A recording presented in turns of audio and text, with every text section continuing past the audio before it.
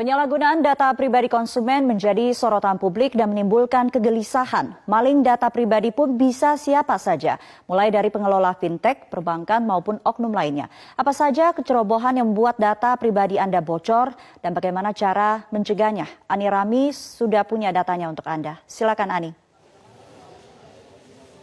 Pemirsa, kita harus berangkat dari pemahaman yang sama. Apa saja yang termasuk dalam data pribadi? Ini adalah sejumlah hal yang termasuk dalam data pribadi kita. Mulai dari nama lengkap kita, lalu nomor handphone, alamat lengkap, emergency contact yang menunjukkan bahwa orang tersebut merupakan kerabat dari kita, lalu kartu keluarga dan KTP baik nomornya maupun fotonya atau scan-nya. Nama ibu kandung ini biasa digunakan untuk keperluan perbankan, lalu foto selfie karena bisa digunakan untuk otorisasi, apalagi foto selfie sambil memegang identitas lain seperti KTP atau KK. Berikutnya adalah nomor rekening kita dan juga slip gaji. Nah, bayangkan jika salah satu atau beberapa data ini jatuh ke tangan orang lain yang memang berniat jahat. Mereka bisa mengajukan pinjaman online misalnya dengan data kita. Uang diambil entah oleh siapa, tapi kita yang datanya masuk yang harus membayar cicilannya. Atau misalnya kita, data ini digunakan untuk dilibatkan dalam aksi terorisme atau jual beli narkoba misalnya. Amit-amit jangan sampai terjadi. Tapi data pribadi yang bocor ke pihak ketiga bahkan diperjualbelikan adalah fakta. Apa dasarnya mengatakan bahwa kebocoran ini adalah fakta? Ini yang pertama, ini terjadi pekan lalu. Banyak pelanggaran data pribadi, Google akan didenda 153 miliar rupiah. Alphabet Incorporated, perusahaan yang menaungi Google, harus membayar denda 11 juta dolar Amerika Serikat atau sekitar 153 miliar rupiah. Ini merupakan akumulasi dari 227 kasus pelanggaran data. Lalu masih dari artikel yang sama, saya mengambil dari cnnindonesia.com, disebutkan bahwa Google juga dituntut untuk kasus Y-Spy, yaitu mengambil data Wi-Fi rumah yang tidak dienkripsi berupa data-data pribadi si penghuni rumah. Caranya adalah dengan lewat mobil yang digunakan untuk proyek pemetaan Google Street View. Nah, kedua, terjadi pada pertengahan Juli lalu.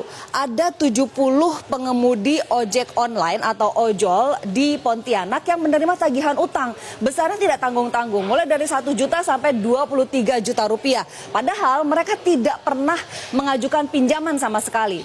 Rupanya setelah ditelusuri, ini terjadi karena mereka latah mengikuti sebuah postingan di Facebook yang mengiming-imingi uang Rp100.000 hanya dengan menyerahkan foto diri dan foto KTP. Ternyata foto itu disalahgunakan oleh seorang oknum untuk mengajukan pinjaman online. Akibatnya mereka yang ditagih untuk membayar pinjaman tersebut. Nah, ini pinjaman online ini saat ini marak dengan istilah pinjol atau pinjaman online.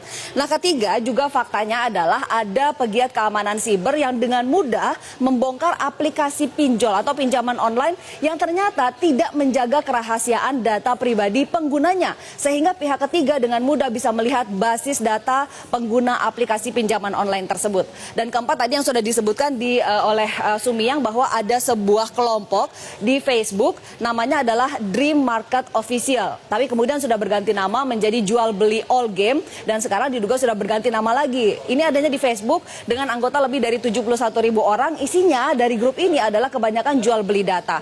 Nah, sejumlah pengamat keamanan siber sudah membenarkan bahwa grup ini ada dan sudah dilaporkan ke Facebook dan juga Polri untuk ditindaklanjuti. Kok bisa sih data pribadi kita bocor? Ini ada sejumlah penyebabnya. Yang sedang marak adalah akibat pengelola aplikasi pinjaman online yang ternyata tidak mengelola data dengan baik dan aman sehingga mudah diretas. Ini terjadi akibat menjamurnya aplikasi fintech atau financial technology. Meski sebetulnya pinjaman online ini hanyalah sebagian kecil dari financial technology dan pinjol atau pinjaman online bukan fintech.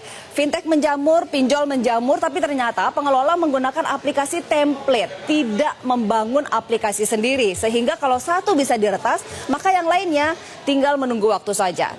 Yang kedua penyebabnya adalah karena kecerobohan kita sendiri mengakses email, file, foto, dokumen yang tidak jelas secara sembarangan. Akibatnya data kita bisa ditambang di sana. Yang ketiga adalah dari penelitian Kaspersky yang menyebutkan bahwa penyebab lainnya ada di perusahaan, yaitu ada kecerobohan menyimpan data pribadi karyawan. Seperti misalnya ada keterangan pribadi, ada rincian pembayaran, gaji, bonus, tunjangan, dan lainnya, juga termasuk kode otorisasi di tempat-tempat yang sulit dikendalikan. Seperti misalnya di cloud, di folder bersama, atau pada saat transfer file. Ini merupakan tempat-tempat atau saat-saat yang rawan data itu bisa diambil atau diretas. Nah, penyebab lainnya ada juga oknum dalam perusahaan yang memang sengaja mengumpulkan data dan menjualnya. Seperti misalnya oknum di perbankan, bahkan di tempat karaoke, karena ada data kita di sana. Oknum pengiriman barang di perusahaan pengiriman barang, e-commerce, bahkan operator telepon. Termasuk hati-hati kupon-kupon bekas undian di mana terdapat data pribadi Anda, itu juga bisa diperjualbelikan.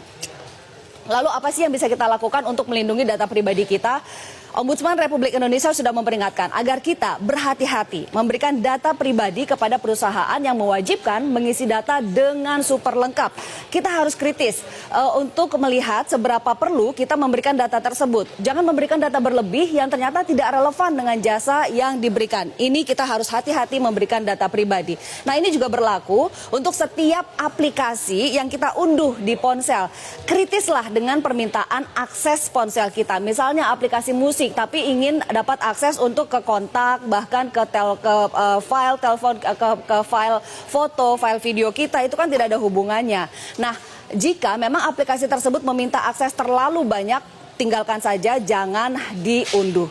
Berikutnya, kita harus bersih-bersih digital secara reguler. Menghapus item-item yang sudah tidak digunakan lagi dari inbox email, juga file-file yang usang harus kita hapus dari perangkat keras kita. Dan kita juga harus melakukan pemeriksaan dan pengaturan keamanan email dan juga akun-akun medsos kita, Facebook, Twitter, Instagram, semua secara reguler.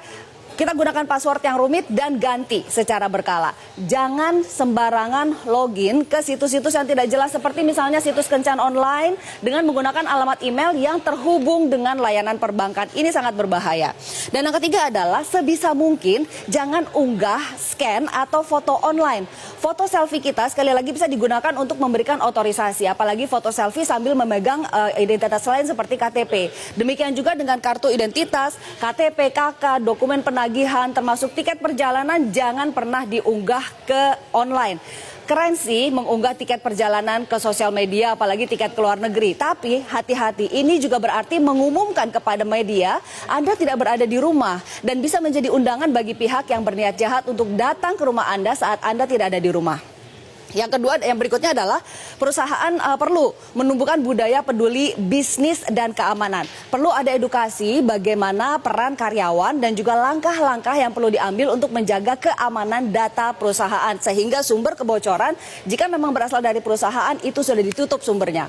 Berikutnya adalah negara harus hadir. Setidaknya ada 30 loh undang-undang yang menyinggung data pribadi. Pastinya tentu saja undang-undang perbankan, ada juga undang-undang ITE, ada undang-undang administrasi kependudukan dan pencatatan sipil, undang-undang telekomunikasi, keterbukaan informasi publik, dan sebagainya. Total ada sekitar 30. Kominfo juga tengah memprakarsai untuk dibuatnya undang-undang perlindungan data pribadi. Nah, sekarang tinggal bagaimana implementasi dari puluhan undang-undang yang sudah ada ini. Adakah aturan turunannya yang bisa menjadi petunjuk teknis atau juknis dan juga juklak aparat di lapangan? Ada enggak? Yang kedua, apakah aturan-aturan ini update dengan perkembangan teknologi saat ini? Lalu bagaimana dengan pinjaman online? Jika kita betul-betul membutuhkan, apa yang harus diperhatikan? Yang pertama, jika memang ingin menggunakan jasa pinjaman online, pastikan bahwa pinjaman online tersebut terdaftar di OJK. Karena tidak semua aplikasi pinjaman online terdaftar dan berada dalam pengawasan OJK. Jika Anda menemukan ada pinjaman online ilegal, Anda harus proaktif dan melaporkannya ke pihak keamanan dan juga OJK. Berikutnya, harus teliti dengan syarat dan ketentuan yang ada dalam aplikasi. Biasanya memang lazim ditemui bahwa syarat dan ketentuan ini ditulis dengan font yang kecil dan kontennya banyak sekali. Dalam satu lembar itu banyak sekali yang harus dibaca. Tapi demi keamanan dan perlindungan diri, kita harus teliti membacanya. Tidak sedikit aplikasi yang bahkan mengiming-imingi bonus atau tambahan limit jika pengguna memberi akses ke berbagai data dan berbagai aplikasi yang ada di ponsel. Tujuannya apalagi kalau bukan menambang data pribadi kita dan yang ada di kontak kita. Berikutnya adalah waspada dengan permintaan akses data di ponsel. Karena tidak hanya untuk permintaan data, kita juga harus waspada untuk izin publikasi data. Penyerahan data ke pihak ketiga bisa jadi legal karena kita sudah memberikan izin untuk mempublikasikan data pribadi kita. Hati-hati. Dan pemirsa percayalah, tidak ada artinya berhati-hati, kritis, cermat, dan teliti di awal dibandingkan dengan menyesal kemudian karena data pribadi kita disalahgunakan untuk tindak kejahatan. Sumi, kembali ke Anda. Baik, terima kasih Ani Rami untuk pemaparannya.